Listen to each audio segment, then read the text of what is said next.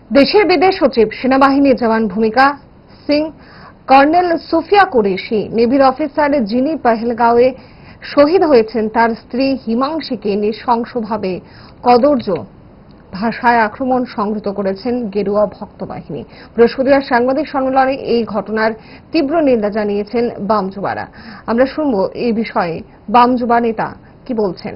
যে আমাদের এই সময়ে যখন সন্ত্রাসবাদের বিরুদ্ধে ঐক্যবদ্ধভাবে একটা লড়াইয়ের বার্তা নিয়ে আমাদের দেশের বিদেশ সচিব এবং ভারতের একজন অন্যতম সেনাবাহিনীর জওয়ান ভূমিকা সিং এবং সুফিয়া কুরেশি দেশের সামনে অন্যতম মুখ হয়ে উঠেছেন, পরবর্তী সময় আমরা দেখি আমাদের দেশের গেরুয়া ভক্ত বাহিনী বিদেশ সচিব, তার পরিবার, তার কন্যা সুফিয়া কুরেশি, তার পরিবার এবং নেভির অফিসার যিনি পেহেলগামে শহীদের মৃত্যুবরণ করেছেন তার স্ত্রী হিমাংশীকে নিয়ে চূড়ান্ত নৃশংস কদর্য আক্রমণ সংঘটিত করছেন।